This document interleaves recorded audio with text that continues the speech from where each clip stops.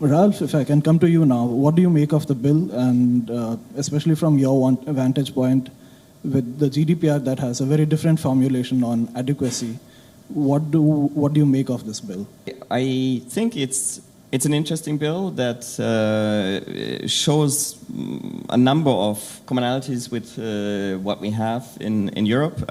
Not in the maybe level of detail, that's for sure. But I think there are commonalities on some core principles, obligations, data breach notification. Just to one example, some of the essential rights that are in the bill. Existence of a transfer regime, and we'll get to that in a second, and an independent authority that is going to supervise that. So I think those are core elements of data protection law also in Europe. Also perhaps the in principle horizontal application to the private and public sector, although I think I would also have maybe some question marks around the possibility to then exempt the public sector. But so I think there's a lot to build on. Obviously, there's also a lot that's left to further sub-legislation. So it's not always, I find, easy to judge that bill or to assess it, to get a view on it, because you simply don't know the details yet and what is going to come. I think there's also maybe some provisions or parts of the bill where more clarity could be added. So where I certainly, but I mean, have looked at this for some time now, but certainly not at the level of detail that it probably deserves. So, but I think I have some questions around certain parts of the bill, and then there are probably also some question marks or perhaps concerns that it would have, but some of it might be related to unclarity, or there might actually be things which are of concern. I think when it comes to the principles, I don't see a clear purpose limitation principle there, which I would think is a core element of a data protection law. We had indeed this earlier conversation, and I was told that it's strict purpose limitation, so you have to stick to the, which for us would mean you stick to the purpose of collection. That of course would be a strict form of purpose limitation, but I didn't see it that clearly spelled out.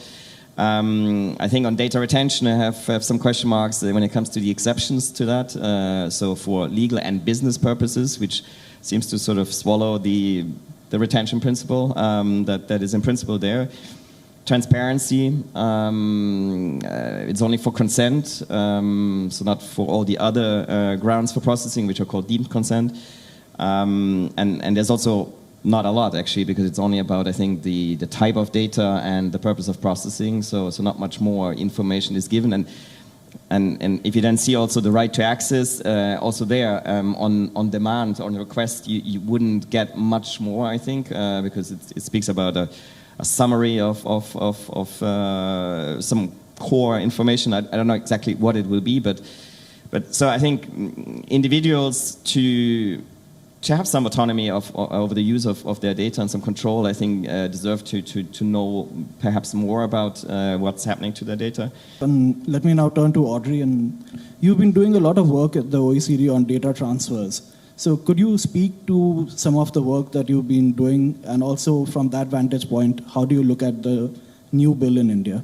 There's various different sort of lenses in which we look at data localization specifically, since I know that's at least the underlying premise of the topic. But of the panel, to your question about the bill, I think we're, in particular, my colleagues have already said all of the interesting things about the bill. But we're very interested in understanding more about the whitelisting provisions, in particular, from the vantage point of the OECD, how that works with other regimes. So sort of the multilateral or other unilateral regimes.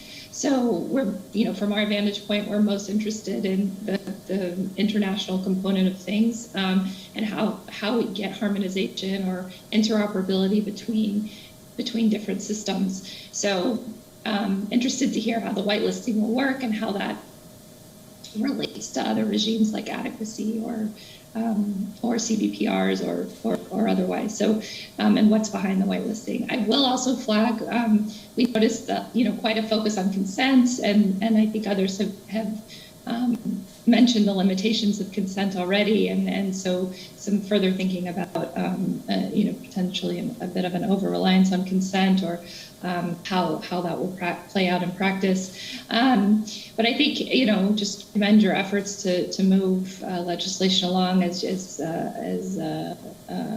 was said, it's important to have sort of your national house in order and the national data protection regime, and I think it benefits a lot, as you can tell from just the reading of the bill, from many of the international instruments that exist out there.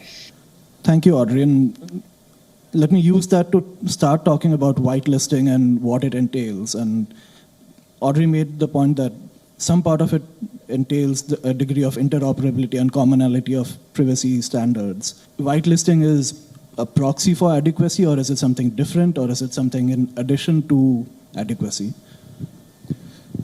So I just want to first start with the fact that every whitelist has an implicit blacklist.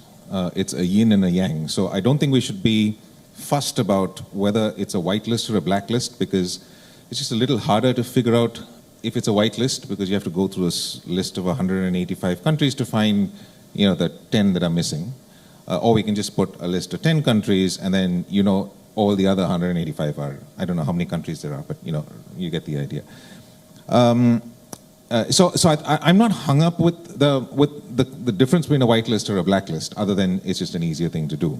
But to answer your question around adequacy, I think I agree with what Audrey says. A whitelist is very different from adequacy. A whitelist is a list of countries to whom data transfers are permitted. It is not a process by which you stipulate, as Europe does, that you can only transfer to countries that are adequate, and then we will go through a process to figure out whether you're adequate or not, and then you can go. In that sense, it is, forgive the reiteration, black and white. You have a list that you can transfer to ab initio, or you don't.